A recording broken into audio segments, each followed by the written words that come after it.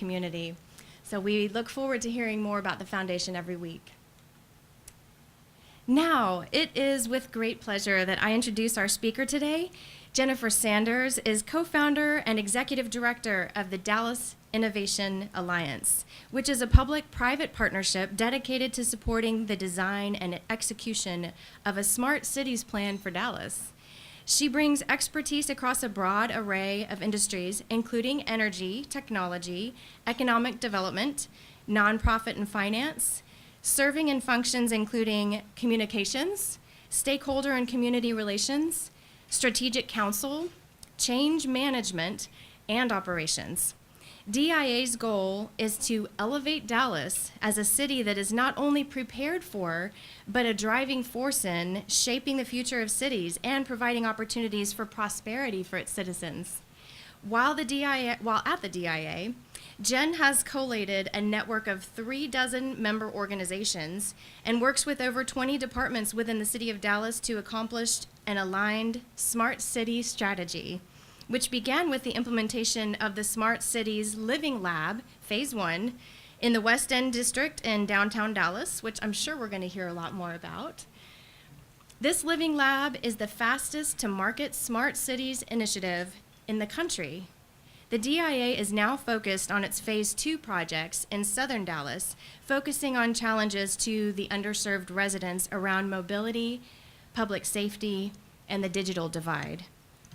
Prior to the DIA, Jen worked at Perry Street Communications as managing director, utilizing her experience counseling clients in a variety of strategic capacities, including financial communications, integrated media and public affairs campaigns, crisis communications, and executive thought leadership.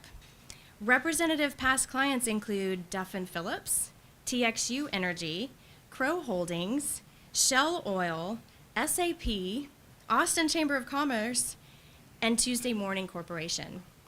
Jen is currently involved with numerous civic organizations in Dallas, serving as president of the Mayor's Star Council, a board member of the Suicide and Crisis Center of North Texas, an ambassador for the Dallas Entrepreneur Center, and the advisory board for Dallas-based retail and lifestyle startup Edition Collection, among many others. She's been named to the Dallas Business Journal's 40 Under 40, Top Women in Technology, State Scoop's Top Women in Technology as well, the Tech Week 100, and the Dallas 500. My goodness. She graduated from the University of Virginia with a BA in psychology with a minor concentration in economics. Let's hear more about the DIA from our amazing speaker, Jennifer Sanders. Please welcome.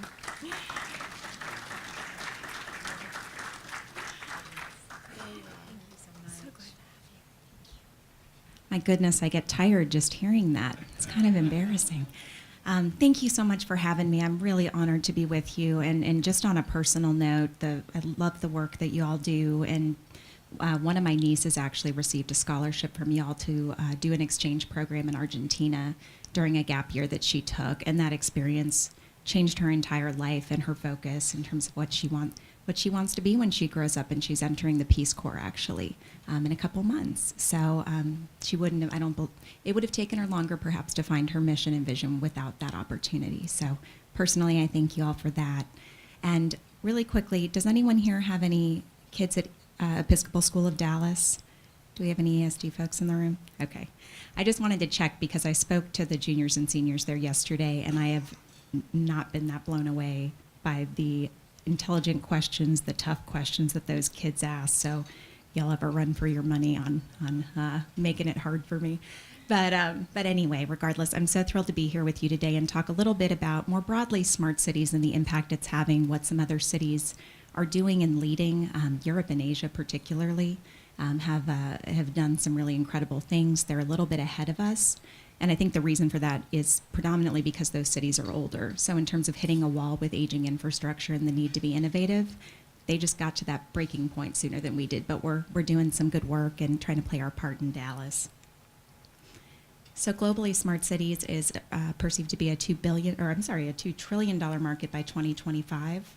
We'll have 31 billion connected devices by 2020. And 3 million people are moving to cities every week. So this movement toward dense urban areas, and that's like creating a Chicago every week, in terms of the number of people and the density needed. So when we hear things like that, and everywhere, rural areas need these strategies as well. This is not isolated to cities, but when we think about that aging infrastructure and the need to build that capacity, clearly we are at a point to look at things really creatively. And when we talk about smart cities, there's a firm that measures cities against these different parameters. And what I like to mention specifically about this is that only one of these pieces of the pie specifically says technology. I think when people think about smart cities, they think about the technology first and the impact second. And it's really not ultimately about the technology. This is about how do we solve problems facing our citizens and improve quality of life and access to opportunity. Technology and data are often a catalyst to that, but really this is about what are the strategies that impact these areas amongst our neighbors. So in terms of how we got here and just how did we get to smart cities? How did this concept evolve over time? And so when we think about major shifts in our economy and the way that we approach the building of our cities and lives, we can go much further back than the Industrial Revolution, but that was an example of this transformative time. About 20 or 30 years ago, when companies started really focusing on corporate social responsibility, looking at the triple bottom line and how do they give back in a positive way. That was kind of the next iteration of how are we focused on quality of life.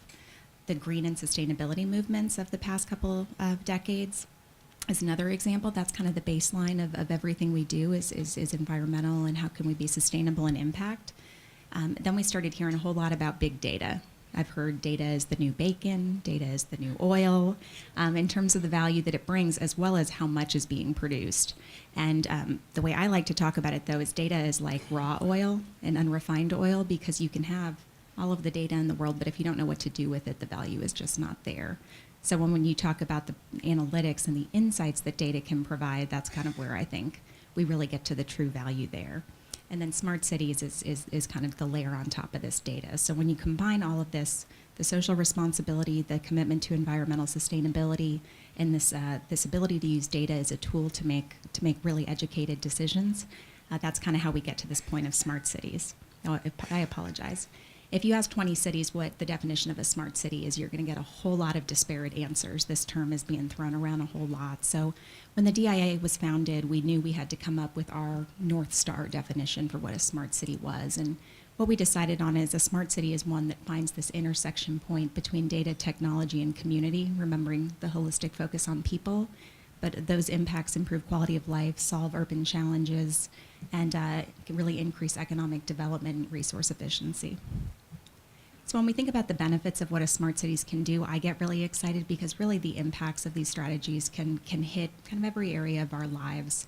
And so when we think about economic development, those of you in that space or in business looking to expand, or when we look at relocating companies and looking at those targets as well as attracting talent, they really want a city that's investing in its infrastructure. They want to know that the things that they need in the quality of life and the way they move about cities. Think a lot about traffic, a lot about these pieces that touch us every day of our lives. So economic development can really result from these investments. Efficiencies we think about from a resource capacity when we think about energy and water and natural resources, as well as efficiencies internal to cities. How are they operating? How are they serving citizens? And how can we find efficiencies through these strategies? Education, the DIA specifically looks at in 3 different buckets. So we look at K through 12, and that really for us focuses on experiential education. We bring classes down to the living lab, for example, and allow them to do hands-on learning, understand how these things impact their lives and their communities, and then what kind of career paths might that be. And so some of that involves then matching them with externships and pieces like that. We're working with the Dallas County Community College District in terms of what are the pathways that they're currently exploring with future careers like cybersecurity and things very focused on here and retraining efforts. And then looking at where are the gaps that we see in terms of the skills that will be needed to develop additional pathways and additional certifications and programs to put in the pipeline for accreditation. And then at the university level, we do a lot of capstone and research projects and federal grant applications with universities in the region.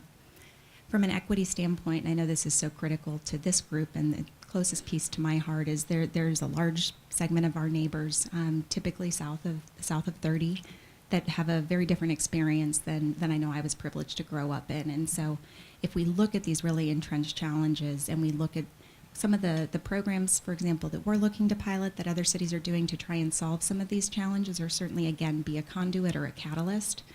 We believe there's tremendous benefits in accelerating progress on some of these areas, like we're focused on in phase 2. Exposure is really about that communication standpoint. We know Dallas and Dallas-Fort Worth are extremely innovative. We believe that no one really outside of Dallas knows that. They still think of J.R. Ewing. When I travel, that's still the first thing that people think about, Dallas Cowboys and J.R. Ewing. And so really communicating who we know Dallas to be today as an expansion of that. So what is the Internet of Things, which is one of the backbones of smart cities? And these are these sensors and basically any device that talks to each other and can give you more insight and make your life easier. And we've been holding one of them in our hands or in our pockets for a long time. Smartphones are an example of a sensor-based device because it has that ability to know what your behavior is and adapt to what it provides to you. In some cases, that creeps me out still. If I search for a vacuum on Amazon and then all of a sudden every possible other site I visit has that ad, but it's beside the point. That's another talk. So Internet of Things, these are examples of things that you may already be encountering in your daily life or using in your home these are Internet of Things devices. So just to put into context how you're already interacting with these. So the Nest thermostat, Alexa, Ring doorbells, all of these pieces are considered part of that Internet of Things. So some of the ways that these get applied, they can improve our commutes. If you talk to citizens in every city, 2 of the top 3 concerns that they'll say on surveys are public safety and traffic or transportation. And so when we think about ways that these technologies can help impact and touch everyone every day, traffic and commuting is certainly one. From a holistic standpoint, a lot of urban planners and cities are rethinking how they use lanes. How are streets designed? Whether it's dedicated lanes for autonomous vehicles, whether it's dedicated bus lanes, whether it's increasing pedestrian access and bike access, but all of these pieces together really improve that commute, one. And then sensors, for example, in crosswalks can help with pedestrian safety because they can talk to vehicles, they can talk to traffic signals, and really create a much safer environment for multimodal transportation. Dallas, for example, is currently putting in an intelligent traffic signal project, which essentially will work to respond. So if you sit at a light forever, there's no traffic coming the other direction, and you're sitting and you're wondering why, this is something that will solve for that because it can tell and adjust traffic flow. And the bottom there, if you can see it with the bike signal, crossing signal, in Amsterdam, there's 1 million bikes. There's more bikes than people, as a matter of fact. But they've developed their system in such a way that they have not only vehicle traffic signals and pedestrian traffic signals, but they have bike signals because that timing actually can look different in terms of when it's safe for bikes to cross versus pedestrians. It was very disarming when I was over there. I thought, oh my God, I don't know how they set that up, but they did a really good job. So we obviously won't talk about all of these, but really Internet of Things and smart cities can impact everything. So it can impact healthcare, it can impact obviously energy efficiency and generation facilities. We can go on and on, but I'll share some real life examples. One piece to take a step back and think about is cybersecurity, though, and data privacy. And that's something that everyone, I think, has felt and heard and experienced in the news or personally. And so I don't know if anyone remembers the Target hack that happened a couple years ago. So 70 million consumer records. But does anyone remember how the hackers got into the system?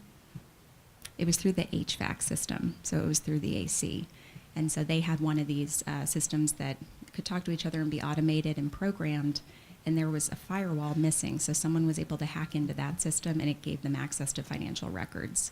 And so when we think about the complexity of these systems and the importance of those protections, that's an example of how non-intuitively they weren't directly going for financial, but they found a way in. We've all learned a lot from that, though, so obviously strategies are updated. In Las Vegas, one of their chief officers has shared that there is a fountain in Vegas, has all the light shows, has all of the things, and that actually was hacked based on a USB port that changes the programming of those dances. And it was stopped, but the fact is that when you can get in. They were obviously trying to get to the casino and all those functions, so it was stopped. But if you think about a fountain getting hacked, that's what the expansion of these devices brings alongside it. So a couple of examples of how lives are being improved through smart cities. In Sweden, they have a zero waste policy. Their power plants are powered by trash, several of them. Others are geothermal, so they capture that steam from underground. In Sweden, they have less than 1% of household waste goes to landfills.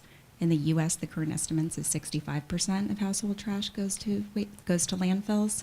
And so looking at how they've done that, and this obviously happened over a generation to 2 generations, but when we think about where we could get to, and that's obviously from a sustainability and public health and all kinds of standpoints, this is really important, I think, to look into. And they use sensors to be able to help with the waste sorting, with the capacity of the plants, and they do demand response and all kinds of interesting things. But when I visited Stockholm, someone said to me, "Do you notice anything about the smell when you're walking downtown?" And I said, "What smell?" And he goes, "Exactly, because there's no trash. There's no dumpsters with trash." So it's a very different experience we can learn from.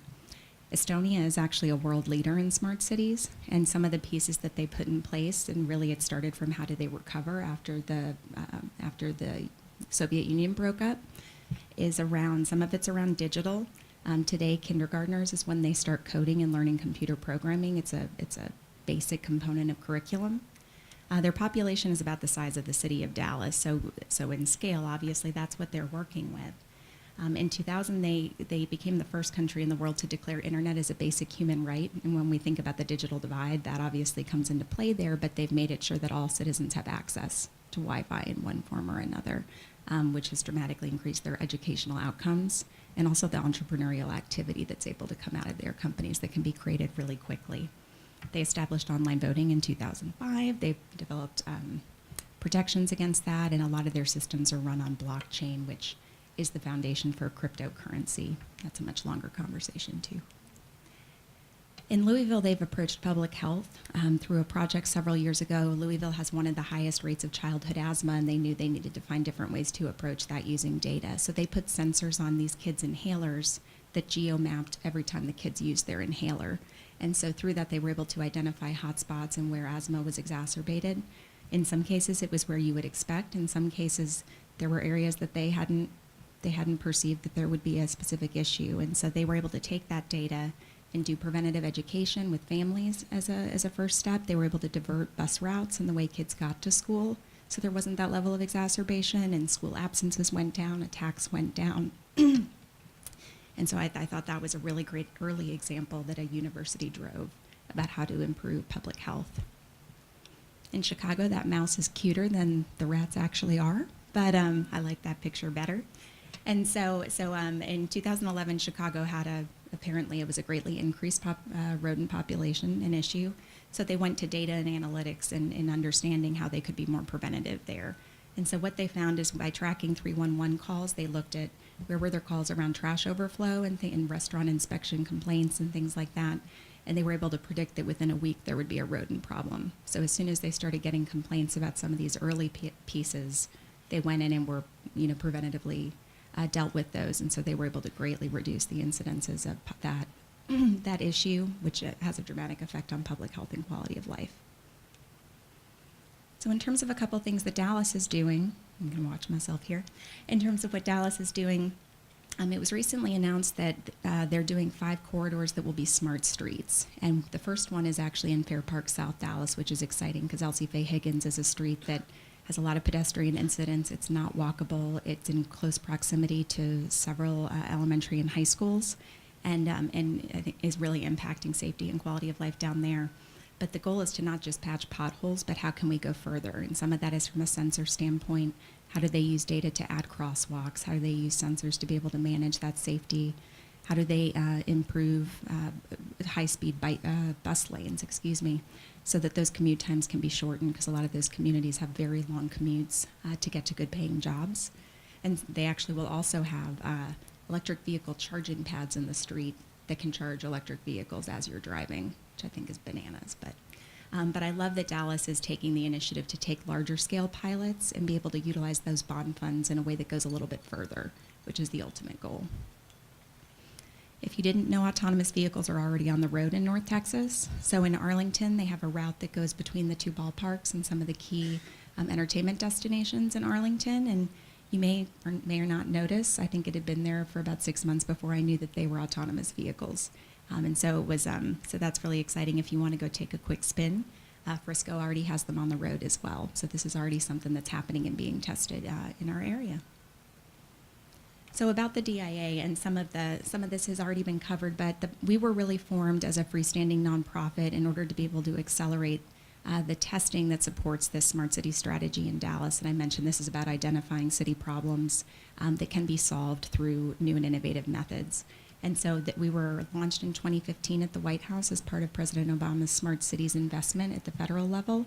And we're very grateful to that. And then we, since then, have collated partners, including civic organizations like the Chamber of Commerce, like DART, Visit Dallas, TREC, and a number of community organizations, as well as obviously the private sector, AT&T, Toyota, Cisco, GE, Philips, and pretty much who you would think that's our real players in this space, as well as startups. It was really important to us to incorporate early stage companies as well. We wanted them to also be able to test and learn alongside us and get those projects ready for prime time more quickly through real world testing. We work with universities as well, as I mentioned before. And the results were we were able to go from use case ideation to installation and launching in under a year. And most cities say, my God, that would have taken 3 to 5 years, in our city. And part of it is because we're able to operate and test without going through procurement as an independent entity. Yes? Are they planning to have like dispatchable robots in some of these delivery vehicles that it's driven to a location? Mm-hmm. Dispatchable robots comes out. Yeah, that is in planning. So the city has also announced they're going to test the delivery robots. And so that they go on sidewalks. They're specifically sized so they don't violate ADA on standard sidewalk widths. But What time frame before that happens? I've been told within the first 6 months of the year, but I probably need an update on that.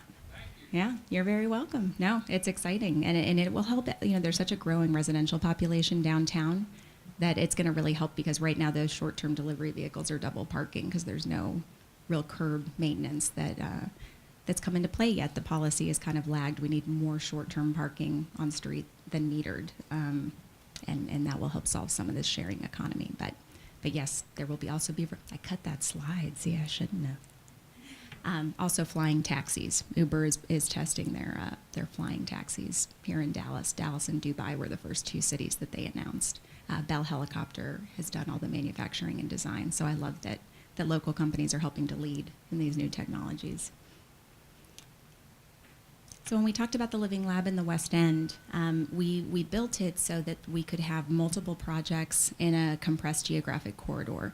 The West End represents kind of a micro city. We have all building mixes. We have the most heavily trafficked DART rail and bus terminal stations. We have El Centro Community College. We have startup activity. And so all of the elements were there for us to say, okay, we know how this will affect residents. We know how this may affect local businesses, and so on and so forth. The West End also had taken a pretty pronounced dip in the late 90s and 2000s from where it was, and hadn't cycled up as quickly as some other neighborhoods downtown. And so we thought by injecting innovation that could really have an impact, and we found that to be true so far. But some of the things that we put in place, one is intelligent street lighting, which is kind of a really high value first step a lot of cities are taking. So it's not just LED and energy efficiency, but it's also around operational savings. So the lights tell the city when they go out, they burn out. The city can adjust lighting levels remotely, and they can adjust each pole individually. So, for example, we had a restaurant that had one right by its patio, and they said it's too bright. Our customers are complaining, and this is too much, and so they turned down that one light to 30% to improve the quality of that experience for their customers. In residential facilities, if you have an apartment that's right in front of that and it's blasting in your bedroom window, can turn that one down as well. And so there's a lot of capabilities just from that, and it really improves. One thing that we found, this is kind of a summary of our results. That text is still way too small. I can send a link to the case study where this will be legible, but at a high level, we found that across the 85,000 lights that exist in the city of Dallas, the minimum operational benefit over the life of an LED bulb would be between $80 and $120 million.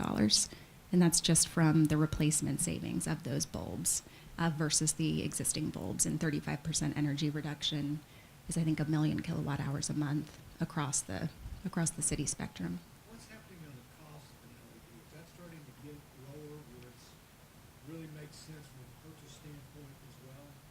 So it does. It has gone down substantially. One change from a regulatory standpoint that happened late last year, that may impact that financial modeling is the PUC just passed a LED tariff specifically, and so it's kind of shifting how we're looking at the business model for that because the tariff is higher than the sodium halide.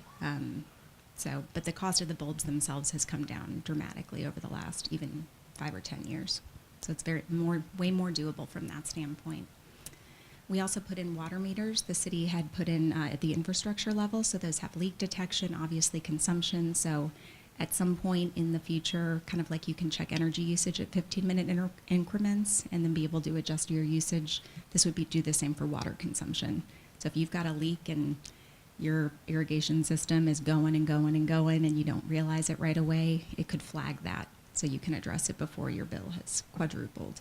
So those are some of the pieces. And the EPA says that 17% of water that is consumed is actually from leak and theft. And so and systems like this can recover 76% of that loss. So when we think about the droughts that we experience periodically, this can make an incredibly important impact there.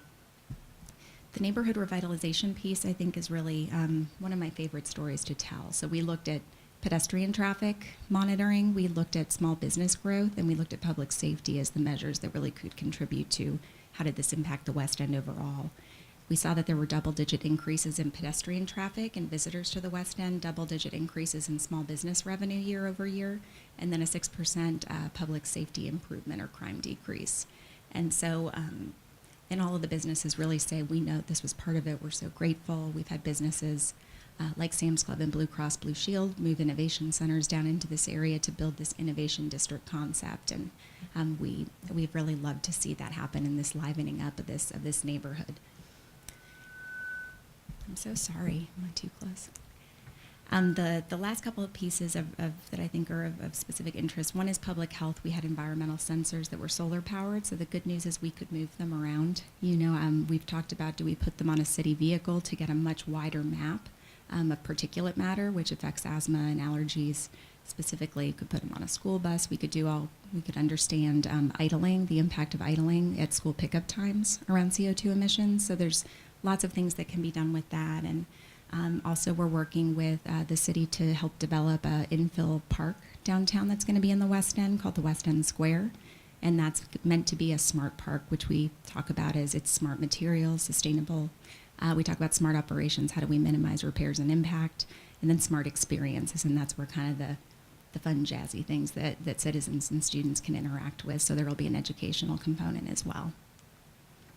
And that graphic flipped. Okay, well, that's a rendering of the park, which we're excited about. And again, those images are available online too and should start construction, I believe, in July or August of this year and be done in about a year. So when we talk about community engagement and how important that is to the success of any new strategy, and this is not isolated to smart cities, and we all know this, to be true in terms of understanding that and having that buy-in and understanding. And so it was really important to us that we take that approach really from a very early date.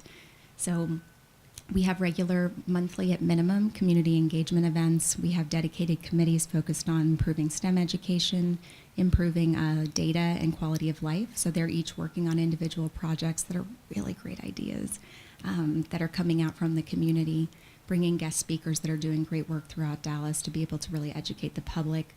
We've interacted or brought in and worked with thousands of residents to this point. We've worked with over 100 community nonprofits.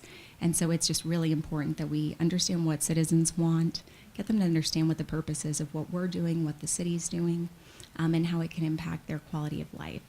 And so from a future standpoint, what we'd love to see is really around communication, around data gathering. So a lot of citizens get real nervous, and I do, I will as well. If I don't know what you're capturing and why you're capturing it and how you're protecting it and how it helps me, I'm not going to want you to do it. And there are some cities that have put really neat projects in and had to turn them off because there was such backlash from the public because they hadn't communicated what they were doing and why. So doing that first and really understanding what will make citizens feel comfortable is again, it's a really important step to take. So we're hoping to help develop something like a Citizen Bill of Rights or something that really holds accountability and transparency to efforts involving data. So here's just some pictures of our events, and we do design thinking around different topics of relevance and interest to the community and understanding what are their ideas, what would they like to see improved, and what would success look like. And then we can talk about what are some things in the smart cities kind of bucket that could kind of fill gaps in trying to improve those areas and be aligned there. So phase 2, okay, I'll wrap up in a couple minutes. So phase 2 is so close to my heart, and this is our next item in planning that's focused on Southern Dallas. So we knew that there were some solutions that were going to make sense in a dense urban environment, some that were only going to be applicable in a dense urban environment. And so for phase 2, we wanted to say we know there different communities in Dallas have extraordinarily different needs, and South and Southern Dallas have very particular needs and gaps that need to be filled in order to increase access to opportunity. So mobility is the first project area that we're looking at. And we look at mobility not just as point A to point B, but how do we create economic and social mobility as well? Yes, sir. When you're looking at transportation and you're looking at technology, how far ahead are you looking, for example, like you mentioned earlier, the taxi or helicopter taxi? Are they planning like mass transit that are not fastened to the ground? So the firm called AECOM got a contract with Elon Musk to help develop the Hyperloop, and that'll test in Dallas, and that is one of the ones that hovers and goes faster than I'm comfortable with at this point. I think 800 miles an hour. So in terms of what we're doing, we're trying to learn from other cities. I'm obviously not the one planning the policies around it, but we're trying to help identify with the city where are the problems, where should we be looking, and some of it is really around zoning changes and policy changes related to what goes in and how to make it work. I'd like to look at, when we look at projects like this, we're looking at what can happen in 18 months, which is kind of our timeline for what we execute. So what's going to close the gap, what's going to help move the needle in a short period, while looking at 5, 10, 15 years. I'm probably stopping around 15 or 20. And some of that is, although I should look longer, because some of that is around the commitment to it, and then the construction time frame. We all know construction on highways and different things can take a decade. So, but really looking at where are the commitments and the decisions lying over the next 15 years. That's kind of how we're looking at it right now. Yeah, you're very welcome. And so we're working with Toyota on one of our major projects for phase 2. I've met with between 60 and 80 community organizations in Southern Dallas at this point. It was so important to do that listening. And quite frankly, when I'd sit down with these individuals, the first thing I'd say is, let's call it out. I know I'm a white woman showing up telling you I want to help you, and that hasn't always worked out very well in the past. And we all laugh, and then but it's the truth, and I don't want to come in under any misconception that I'm going to show up and leave. And there's been disappointment in Southern Dallas over several decades. And so, I'm there to listen and understand what their top priorities are and what their top needs are, and then share how we might be able to support that via the work that we do and the partners we work with. And so from a transportation standpoint, focusing on access to good paying jobs, because we know that the jobs $15 an hour or higher typically are not located where these residents can afford to live. And so they're commuting an hour and a half each way, sometimes more than that. And so how can we help to get that more right-sized, when a vehicle isn't an option? So we're looking at major job centers like the Inland Port and the Medical District, and what gaps need to be filled. So if they can get to X destination on rail, and that's not the problem, it's the bus transfers.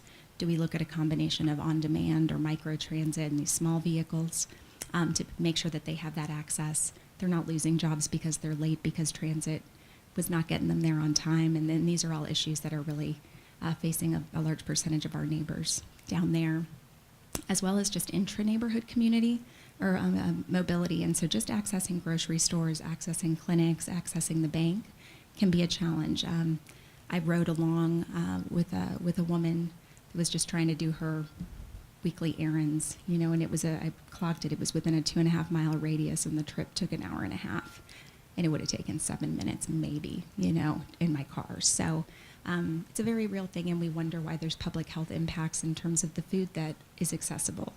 If you're only eating corner store Cheetos, you're going to have a higher incidence of diabetes and cardiovascular health. So we're really looking at how do we get access to core amenities as well as getting jobs and some other items.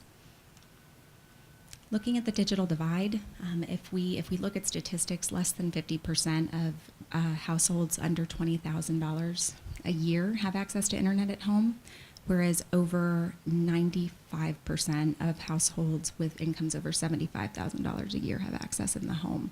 And that at this point, fiber and internet should be considered a basic utility at this point because it impacts the ability to function and live live the full life with the opportunities that exist. And so we're looking at how can we help close gaps in a short-term basis because I can't afford to run fiber optic cable down there, but how do we find new ways to get kids and their parents access for critical things during homework gaps, when after-school programs are over, but that they still need to get things done and they can at their home. So one of the projects we're working on is reworking a bus into a mobile learning lab, bringing on tutors, bringing on FAFSA workshops, bringing on other programs between 4 and 10 p.m. when it's kind of that core time to do homework, and park it in communities that have high student populations and low connectivity. So it's not a long-term solution, but these kids obviously can't wait. And so that's one piece that we're working on right now. And we're working with the Federal Reserve on a digital divide symposium that can help fill financial gaps and understanding what the mechanisms are there. For example, Community Reinvestment Act funds can be used toward putting in broadband infrastructure as of 2017. I wasn't aware of that until recently, and so those funds don't need to be used on brick and mortar as they were originally intended to because so much is digital.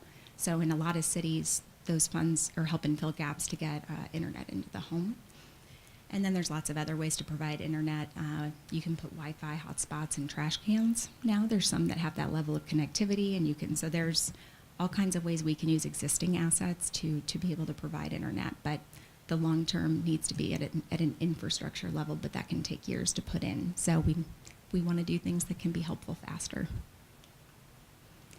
In public safety, we're still working on what those projects will look like. In all likelihood, a lot of it will be lighting related as well, because that's one of the things I heard from communities is just we need more street lights. I don't let my kid walk home from the library because it's so dangerous. And so at a minimum, put in better lighting. But then there are sensors that the ones that I really like and think could be really helpful. Dealing specifically with public safety are noise detection sensors, but the really neat thing I think is you can set the levels to get alerts for different things that they know these decibels usually mean. So for example, if you set the decibel level at code levels for noise and it goes above that, code compliance officers don't necessarily even need to go out. They can either write a ticket, maybe not go ahead and write a ticket, but they can communicate directly with that business or whomever and try and address that issue very quickly. There are way fewer code officers than are really needed to cover a city of this size. And so when we think about code violations, that's kind of the lowest level. Then you can set decibel levels at, this is typically an auto accident level. So you can dispatch Dallas Fire and Rescue and DPD proactively. This is the level of a gunshot, and so but that can really help with being proactive and not reactive in addressing public safety concerns. So this is still very much in the oven baking, but so we're looking at where we could be helpful around public safety as well. And this is not to say we have a little slice, in supporting smart cities in Dallas, but there's many things that are happening at a broader level, and I always like to highlight what some of those look like. So there's big data and analytics that are putting together. Any of those of you that have dealt with enterprise software will understand this. The city has over 200 different enterprise software systems that they use within the city. And they haven't talked to each other up to this point, and so really understanding how to have stronger operations, and this happens over time. It's not surprising that this is the situation we're in, but this big data platform is going to pull all of those in so that the data can talk to each other, and you're not having these issues with data that's very, very hard to understand. The city recently hired a chief innovation officer, which is a huge deal because they can focus specifically on silo breaking and looking on how to get departments to work together more effectively, working directly with the community, and helping to focus on those efficiencies. Dallas is making hundreds of data sets available and transparent via an open data portal, where if I want to know what are all of the incidents of crime, if I want to know how did each council member vote, I want to know every vote that this council member made. So there's about over 500 data sets that are open to the public right now and continually added. They have a smart city strategy. I talked about the traffic signals program that'll be really helpful. And again, utilizing those bond funds that were passed in 2017 in a much more expansive way. So again, I always say don't just patch potholes while you're at it. See how much further we can go in terms of future-proofing our infrastructure. I'm very focused and interested on stormwater management, by the way. If you had told me 5 years ago I would nerd out and do online learning about stormwater, I might not have believed you. But the flood issue and related risks are something that I'm really trying to dig into. So I know, in terms of STEM and education, the last thing I'm just going to mention is what we're seeing and what employers are telling us about the skills in these areas that they're really looking for. And one of the most exciting as a liberal arts graduate skill sets that I've been told by IBM and other folks that they're really trying to use to fill these positions for future development and uniting these teams is around design thinking and liberal arts. So how are we using critical thinking and creativity and art? They're hiring dancers. They're hiring, IBM is hiring all kinds of different skill sets because they know that all of these perspectives are necessary to continue innovating and solving whatever problems their clients are facing. And then we look at cybersecurity. There's already, by next year, there's projected to be 1.5 million unfilled jobs in cybersecurity alone, and that number is going to continue to grow. And there's lots of certifications that can produce, a $60,000 entry-level salary. And when we talk about retraining and the community college level, and if you can do a 6 to 12-week training, and then be able to really, think the life-changing nature of that type of a career is cannot be underestimated. So, again, these are some pieces, and talking to kids and trying to map that out is so helpful in preparing the future workforce. And then I'd just like to give a sample subset of the companies and the organizations that we work with at a leadership level. And none of this would work without that partnership. None of that would work without everybody coming to the table and speaking candidly and sharing so generously of knowledge and being able to really work together. So these are some of the pieces that we're working on right now and really looking forward to the rest of the year. I really appreciate y'all having me.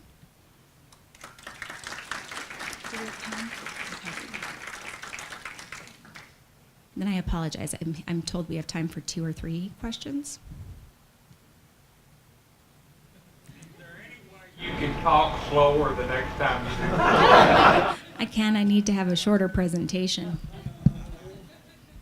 Yes, I will take more breaths. No, you Yeah. did good. What about, we had the chancellor for Dallas County Community Mhm. College in here. One of the things they're talking about is these 4 years degrees are seeing kids come out, a lot of debt, but not Mhm. necessarily an employable degree. And they're trying to focus these more on trades, Mhm. like IT technology and so forth. What has been your communication with them, what they're trying to do? Are you seeing that as well? Yeah, there's a lot of there are many career paths that don't require a 4-year degree right now, and I think programs like Dr. May and the team has done with the Dallas County Promise certainly provides a great opportunity to not come out with that debt, and they're doing great work. And so I work with Mary Brumbach, their Chief Strategy Officer, who I almost thought I saw, but I did not see, and Jason Treadway, who runs their STEM Institute, and so several folks throughout the system in terms of how can we best support and what's coming. But we are seeing that certifications and trade degrees or associate degrees are really providing a strong foot in the door and the skills that are needed by employers. Thank you. Yeah. What, if any, involvement does the Dallas Innovation Alliance have with urban farming? I'm glad you asked. So we love that. We talked to them frequently. Our quality of life committee is really focused right now on access to fresh food. And so, to date, we actually have a proposed project that we're trying for some grants on that crosses over STEM, healthy food, quality of life, where we would outfit the greenhouse at Paul Quinn College to have a smart agriculture. So it's a combination of the types of lighting, soil sensing, and different elements that can hopefully increase crop production and provide structured research, capabilities and experience. For Paul Quinn, bringing in students from Skyline and Carter that have agriculture programs, as well as Cedar Valley College.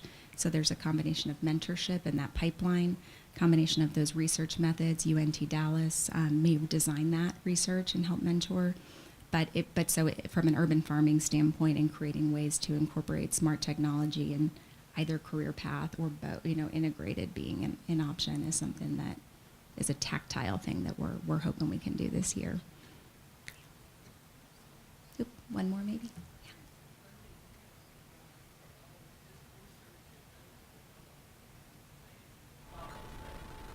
In terms of the DIA specifically, yep, that's always an important question. So we made it a point not to ask for public funding when we started. We said we wanted to get through, do phase one and work through that independently.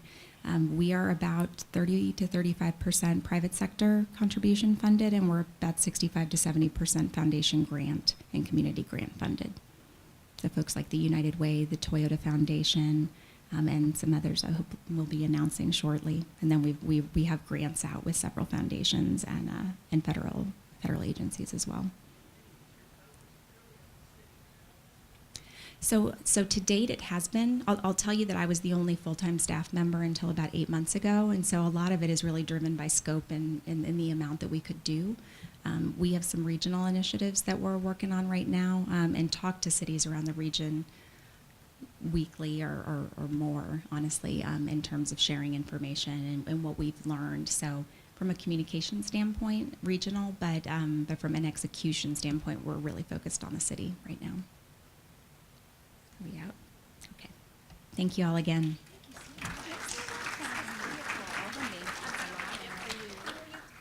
So we are so appreciative of your presentation today. This is a copy of our Century of Service Centennial History book, and this gives you an idea of the amazing people that have been members of our club as we were founded back in 1911. And this group of amazing Rotarians has signed the book for you. Wow. Just to kind of commemorate your presentation with us here today. Thank you so much. we really appreciate you. Thank you. Thank you so much. Yes. Excellent. This is one of my favorite things to hear about, the innovations that are happening in Dallas that broadly impact our community and improve the lives of people who live here. So I was really excited about that. Thank you so much, Jennifer. So we have a Board of Trustees meeting coming up here in the next 5 minutes or so.